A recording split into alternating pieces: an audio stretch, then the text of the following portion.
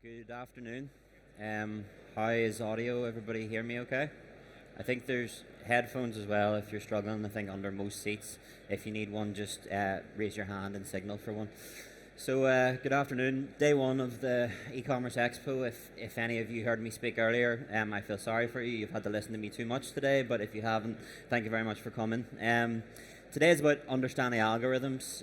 We are an organization which works to support people in selling on Amazon.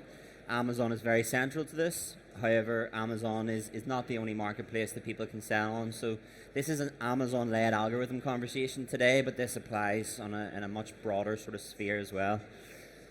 So introducing us, allthingsamazon.co.uk is our rebranded name for our agency. This service that we provide has existed for 16 years. This is the only job I've ever worked. My first ever job was selling on eBay and Amazon, so that has been very fortunate because that has led me to many things, one of which is being here today and getting a chance to sort of commentate and to have this conversation with this wide group. So my name is Paul Walsh. I'm founder of All Things Amazon. I live in Ireland, as you can probably tell from the accent. Hopefully you can pick me up okay. I have 3 little boys outside of work, and they're a large part of the reason why I do what I do inside work. The best thing about e-commerce for me is the flexibility that it gives you. So that's why we do what we do. We focus on this and this alone. My partner in crime, our lead account manager, who's sitting over there in the chair with us today, is Matthew Nelson. We've worked together for 5 years, so he's been with me for 5 years of the 16-year journey. And what we do is just try and get better and better at this as time goes on. Where we need to, bring in outside help. We ask things of others whenever we don't feel that we can do it, so we're very open that way. We work with a lot of the partners who are here today in different forms at different times. So another bit of context and why we're able to probably talk on this subject today is that for these 16 years we have managed in some way or another £216 million of sales. That has been going up, thankfully. This year we're moving between about 20 and 30 million in terms of active Amazon sales that we oversee or project manage in some way or another. That has been 400 projects separated into 107 different brands and sellers. I think I got them all there. I did go through it the other day to try and make sure this was accurate. So we see ourselves as builders. We take the complex stuff, the fun stuff, the zero sales to date but unlimited possibility stuff. We really like a challenge. We don't just take any work that crosses our desk. We try and take the very best work so that we're leveling up, and we're the first ones to say that we're not comfortable enough to take that on, and we won't be pursuing that piece of work. So that's a bit about us, but you're not here today to hear about us. You're here today to hear about algorithms. This is my second year doing this. I've came to this show for as long as it's been on, and thankfully get a chance to touch base with many people. So algorithms and why we're kind of leaning that direction in terms of the importance is it's not talked about. We had another talk this morning where we talked about Amazon advertising. Now, Amazon advertising is talked about everywhere. Everybody always talks about that, but for some reason nobody touches the sensitive subject of algorithms. So that's why we want to touch upon that and bring that forward. Algorithms, by Wikipedia definition, is a process or set of rules to be followed in calculations or other problem-solving operations, especially by a computer. And the relevance for algorithms today is that Amazon is 50% of online sales, and a large part of Amazon and the sales that happen on it is controlled by the algorithm. That's why that's what we're focusing on here. And when you hear algorithm, what I would suggest that you keep in your head is momentum. Now, momentum is different definitions for different people, but what we mean by that ultimately is momentum is the movement of something that has been powered to a degree by the past. And what I'm suggesting there in terms of a thought piece is don't think of success on Amazon as binary. Think of it as momentum. Think of it as a moving piece that's constantly evolving. Your past also sets your future to a degree, so you can't just do one thing one day and expect that to have no connection to the next day. That's why we focus on momentum. And the other big piece I would say in respect of all online sales, but especially with Amazon, is at every decision you're going to make, differentiate between what that means for search and what that means for conversion. The amount of conversations that I've been in over the years where people justify things by the customer's going to love it, Well, actually, the biggest problem is the search. Most of the customers aren't going to see it. They're not going to get a chance to love it. So your focus needs to be all-encompassing. If somebody is only focusing on conversion, they're missing probably the piece that would allow them to reach more significant levels of sales. So always keep those two things in mind. So let's explore the search a wee bit. So if somebody goes to Amazon or goes to a marketplace and searches for a moisturizer, you put those keywords in, and the upside of your own website is you can kind of control what shows up here. You can modify your search and you can make it very, very relevant. The unfortunate thing with marketplaces is because of the high competitive nature, what you search for in this example is not on the screen. So the exact thing that has been searched for has been swamped by sponsored products and by things appearing in the search that aren't the product that you actually wanted. The product you actually wanted was this one, which wasn't on that first page at all. So here's where you start to have issues with search and with algorithms, and this is where marketplace differentiates in a large way from websites where you are the control. So what that sort of means here is that what's happening on this page is algorithms are powering what someone sees on this page when they search for a string of words. The equity on Amazon in each product is the words that you can search that will bring you to a page with that product on it.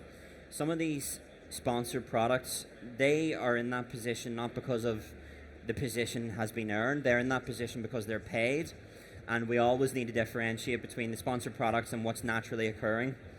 But algorithms confuse this because what they show is not necessarily what you want, and therefore there's much less relevance here due to a competitive, aggressive environment where people are bidding and the competition is very focused on taking that digital space. The latest numbers that I've heard is that the first page of Amazon search results is about 70% of all the sales. So if you search for this product or a random customer searches for this product, there's a 70% chance they're going to buy something on that first page. Now that's terrifying because there's thousands of pages of search and some of these places are very competitive, but we're here today to try and take that apart and make that make a bit more sense. So let's start with the customer journey. The customer journey begins with the search. It goes from the search onto the imagery, which you saw on the previous page. They then move into the listing details, the key features, the information that's provided internally, and then that moves them on to conversion. But always separate your customer journey into each of these steps. And where algorithm really comes into this is, in our opinion, it sits over all the other levers, because almost every other one of these levers can be substituted by something else doing well. So one can be doing quite bad and therefore that's not good, but its other elements raise that and therefore that product does okay. But the issue with algorithms is if you fundamentally fail with algorithms, the algorithms will push you down the search and start to limit who even gets this far. So this is back to the search conversion piece. Two very, very different pieces, and algorithms should be mentioned a lot more than they are. Now, the algorithm itself, which controls your search and controls the customer experience and where you sit on Amazon, it's driven by the account health. So that is the account health of you as a seller. Seller feedback is a part of that. Product feedback is another part of that. The order defect rate, the scary 1% limit order defect rate, which has caused many people here a sleepless night, probably caused me too many because of the amount of clients we've had that have unfortunately gone over that special number and been very severely punished. But the order defect rate, the A to Z guarantee claims, and the invoice defect rate, these are some of the examples, these are the main ones. But there's other things that that alter your account health, and therefore altering the account health changes your relationship with the algorithm. And where this goes back to is, it's all about layers and it's all about the complexity and why this has been built to be a certain way. So start on the left side of the upper circle. The customer makes the purchase. The algorithm then learns from that purchase based on where the customer has been, where they have clicked, what they have done, how long they have waited. The algorithm improves the customer selection based on that data. The customer, or the next customer in this case, then sees an improved selection, which has been improved by the algorithm. They then buy, Amazon and others are banking that by the time then that second customer buys, what they have seen is more of what they wanted than the previous customer. So this is a self-learning piece. AI, some would call it, but this existed before the AI craze kicked off last Christmas. This has been in existence for as long as Amazon has been a 3P marketplace. So those layers work together and they assimilate a better scenario than would have existed if this was a static piece. And where that then comes in for Amazon specifically is the legendary Amazon flywheel. Who has seen this flywheel before? So we've a fair few in the crowd have. This is like widely publicized as a key lever for Amazon. So the rough structure there is it's all about growth, and the growth feeds the lower cost structure, which feeds lower prices, which refeeds the growth, similar to how the algorithm works itself.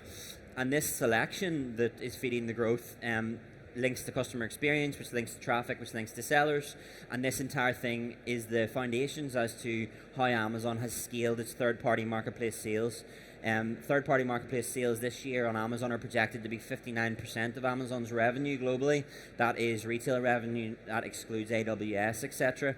So third-party sellers like you, like me, like all of us here today, are making up 59% of what's sold on Amazon. So they are the minority in terms of Amazon through their 1P wholesale relationships.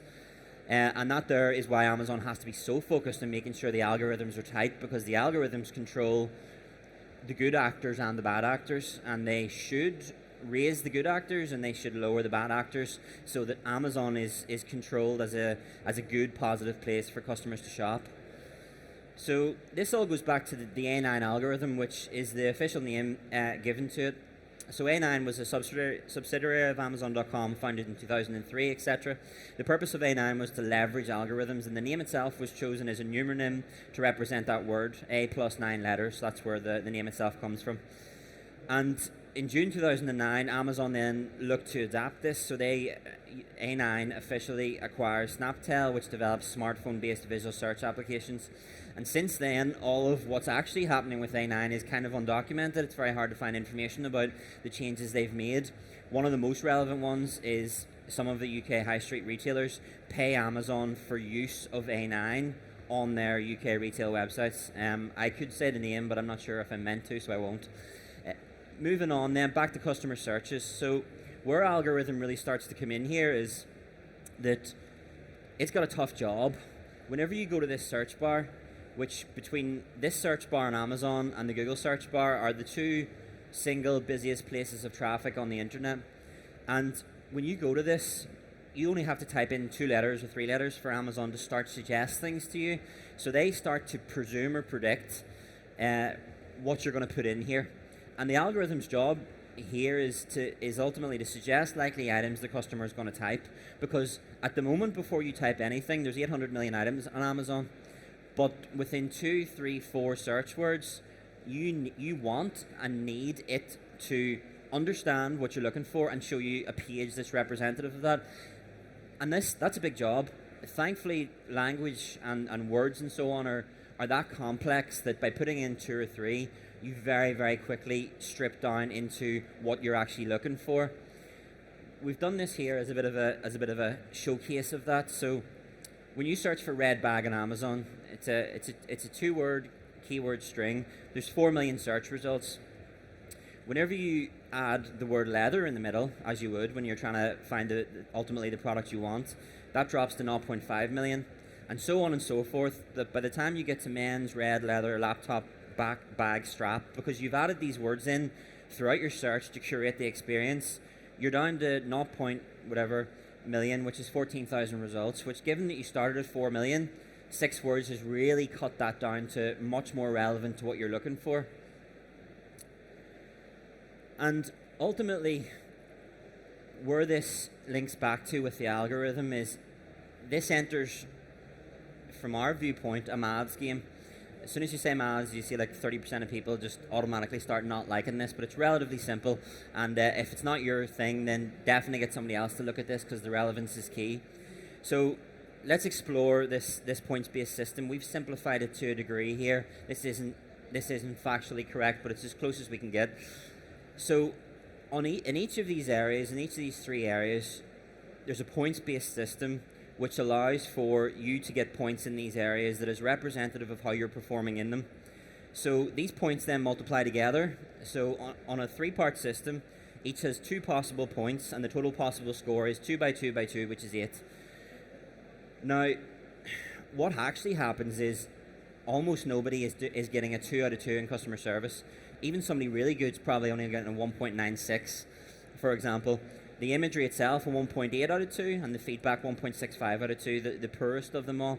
When you multiply those three together, what you achieve here is a 5.82 out of 8. Again, this is just an example, bear with us. 5.282 out of 8, probably after we read this sounds a bit disappointing, but the thing to remember is this is all about where you sit against the competition, not where you sit against perfect, because there's very few people perfect on Amazon, if any, and it's very, very hard to maintain those high numbers. All you need to do is beat the competition. So if the competition only score 4.7 and you're in a 5.82, you're in a really good spot, and the algorithm, in theory, favors you over them. So you don't have to be perfect, you just have to beat the competition. Try and remember that up there with the momentum suggestion too. However, as you all probably could have guessed, the algorithm doesn't just measure 3 variables, it measures over 150 variables, give or take. Now, here's an example of some of these variables. I couldn't put 150 on the slide and make this make sense, so took a snapshot of these. Again, it's a points-based system, and if you multiply all of these things together, all of these 2's, for the total possible score, you get 8,192. But the issue here, and where this gets more complex, is the variables aren't fixed. Now, what I mean by that, well, they're not all equal to each other. They're allocated points relating to importance. So search relevance, which is important, gets 22% allocation of the points that previously existed. So you have a second layer coming in here that starts to award these points differently. So your 8192, which is coming from your numbers in the second column, is then further added to by the relevance. Therefore, the two things with the highest percentages, which are search relevance, keywords, and price, they're the two biggest controlling levers of that algorithm in this equation. So let's take this on a bit. So one day what happens then is we make a few mistakes as a seller, we let a few priorities slip, and Amazon's A9 algorithm killer defense mechanism kicks in, which we have coined over the years as the red zone. And what happens there is they then take your percentage relevance and they start to lean that differently. So they start to put more of the focus in a smaller number of areas, because they're detecting from your priorities slipping and from you starting to fail in a few areas that you're at risk of creating a bad experience on Amazon.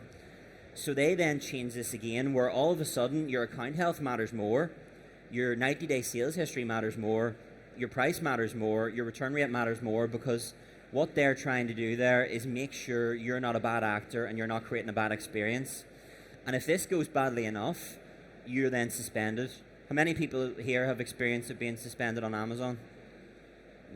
I can count about 10. It's a terrifying thing. One of our clients has been suspended for 2.5 years, and we're still working on that. And we have spoke to 14 people on Amazon. We have paid $8,000 in subscriptions and supports for people who are experts at getting out of this, and we can't get out of this. But the battle goes on. We're here for 2 days. I'm hoping to pop into Amazon and pay them a visit and try and talk this through, but being totally honest, this could be another 2 years. We're not too sure, but we're still working on that.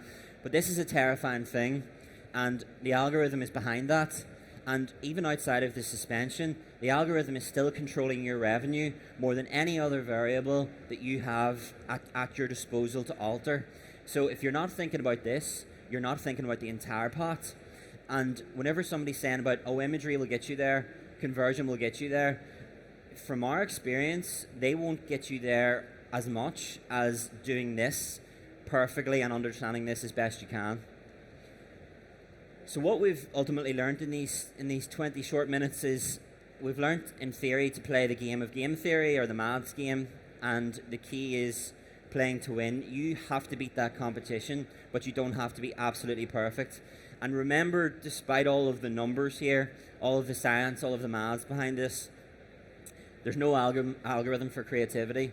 We would never. This was never in a textbook. Like we have found this through trying to understand Amazon and be better. Never forget what you don't know, and never forget the things that discovery and curiosity will answer for you. So that's just the wee sort of yellow personality trait to throw in there against all these red numbers. And always remember that is try and take Amazon from a different angle each week, each month, because there's always stuff, no matter how long you do this for, there's always stuff under the hood that you can find that gives you big answers. And hopefully we've given you a bit of an insight into Amazon, a bit of an insight into algorithms. We are on about 1:15 here, so there's about 6, 7, 8 minutes for questions. If anybody has them, please raise your hand. There's a mic at the back. Happy to take any questions, so welcome them. There's a gentleman in the shirt at the back there. Hi, just a quick one. We're new to Amazon. We've tried selling some of our products, hasn't been entirely successful, but we recognise their strength to market and don't want to get it wrong. So without the resources, sufficient resources to staff, what would your advice be? Yeah, it's a good question. I won't name names, but we have a client who onboarded with us in March, and they're a big company. They have big aspirations. They have a lot of product, but they weren't really doing much on Amazon. Our advice to them, linking into the algorithm piece, was to take 70% off all of their prices, and to use price as their largest percentage influence to change how they're doing. So they took 70% off their price for about 90 days, and they are 22 times larger than 12 months ago. So they have grown by whatever hundreds of percent that is, and that would be my advice to you with the little information that you've shared there. If that's possible, if that's feasible. But if you balance the finance of that and you work out that's going to dig a £58,000 hole, the next question to ask is how long does it take us then, when we're profitable, to then refill that hole back in? Because if you're at that position now and you're not 10 years into it and you don't already have a baseline £7 million a year of revenue, you have to start somewhere. It's probably not going to be pretty. It's the most competitive retail environment in the world, and I would suggest making that investment on price. It is certainly a competitive environment for all manner of items, but thankfully, in the category that I'm selling in, we've got a pretty unique offer. So our competition would be light. We have 22,000 part SKUs. Our average margin's around 40%. What's the take in terms of Amazon costs and maybe going through a contractor to help with the managing of the Amazon selling aspect? So I can't answer the contractor piece because that is just so dependent on the project. If anyone offers you a flat rate retainer without more information, that's a very worrying sign because they have no idea what they're promising there, nor do you. My suggestion would be, with a piece that big, is to speak to some of the service providers that are here today, us, Perpetua, etc., around the corner, and see what their take is and begin to put a plan together. Like you say, you've got a lot of parts, a lot of SKUs. Doing this right and doing this wrong could have 9-figure difference, depending on how big the business can get. Feel free to chat to me at the end. Thank you for the question. Any other questions to the gentleman in the grey t-shirt here? Thank you. Hi, thank you. How much of what you've said applies to being an Amazon vendor rather than a seller? Yeah, so we're 100% 3P at the moment, but we've done a lot of vendor 1P in the past. Vendor or 1P, depending on what way you look at it, it removes your controllables. 3P gives you all of these controllables. A lot of this would still apply with vendor. You can still change your keywords. You can still control your price to a degree, given that you issue Amazon with a 1P wholesale price, etc. But definitely the 3P gives you a lot more of these nuts and bolts. And you have to balance that, and that's a tough balance. That's the hardest question we get asked, is 1P or 3P. Whenever we're doing those case studies, that's the toughest job we have, because on almost everything else we can be quite lasered in on that one. There's human agents in that still have a control. On the 3P side, to the best of our knowledge, there's no human agents, there's no human control or interference. It's entirely run by the systems, the metrics, the algorithm. Hopefully that helps. A question there, the gentleman?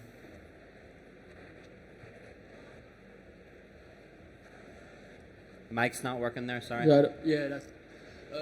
What's the difference? How's the algorithm affected? Keep it closer. So if you're fulfilling yourself a next day delivery compared to Amazon Prime, so you're sending the inventory in, so are the listings boosted more because it's Prime? Yeah. Or how much? If I understand that question right, Amazon's published rate for FBA and what fulfilled by Amazon and what it will do to increase your sales, I think Amazon quote 25%. Whenever we've measured it, it has been around that. However, we have some clients recently who immediately overnight have seen a 45% uplift by moving to FBA. There's a big cost implication to FBA on bigger items. So as soon as you go over the size of this laptop, you start to get into a price scenario where FBA is not making you as much margin as non-FBA. Therefore, that's a hard balance to strike whenever your finance people are wanting. If your sales people, they'll always go for the highest route in terms of revenue. Your finance people want to know the margin though. The only one that's probably not mentioned enough is Seller Fulfilled Prime.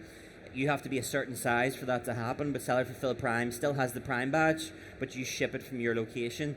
The only thing is, it's so very tight, and you have to be very, very good at what you do operationally. If you miss a day and you don't ship your items, they'll suspend you within about 72 hours. So it's a really hot topic, but FBA is a huge lever. Yep. Any other questions? I have about 3 or 4 minutes here before we have to make way for the next conversation happening here. This lady in the jumper. Hiya. So we've got a client that recently, against advice, went 1p from 3p. Amazon dropped their prices. They saw immediate success, like huge revenue increases, because obviously with going 1p, they've done a lot of kind of what you've pointed out there with the A9. Is there any recommendation around doing blended, kind of some products through 3p still, some through 1p? Have you any experience and advice on that front? Yeah, it's a good question. We get that more often now than we used to. The blended approach, I think, is probably the best. Now, we can't stand here and testify that 3p is always going to be better. We probably would have been more with that opinion a few years ago, but there is instances, especially under the £10 price point, where 1p is a better setup. Some of that's to do with, I fundamentally believe that Amazon logistics cost for them is lower than what anybody has. They don't pass that low cost on to FBA. So I think there's big games on 1p that way, but I think you can have a 1p and 3p relationship. Your vendor manager will be very annoying about it and very difficult, but there's instances where I think that would be the better move for companies. Like I said in the previous question, you just have to be very, very, very lasered in on the details behind what's making the decision. And if it's ever the easier option to go one way or the other, I would never follow that. I would always follow what's the better option for the company. The easier one is probably not the better one for the company. Very difficult one. Grab me at the end if you want to have a bit of a sort of cooperation about that. Any other questions? That's us then. The QR code should link to LinkedIn if you want to grab us there. There's my email. We'll be here for 2 days, today and tomorrow. Happy to get coffee. If it's after 4 p.m., happy to get a glass of red wine. But thank you for your time today. Hopefully that was useful. Thanks very much.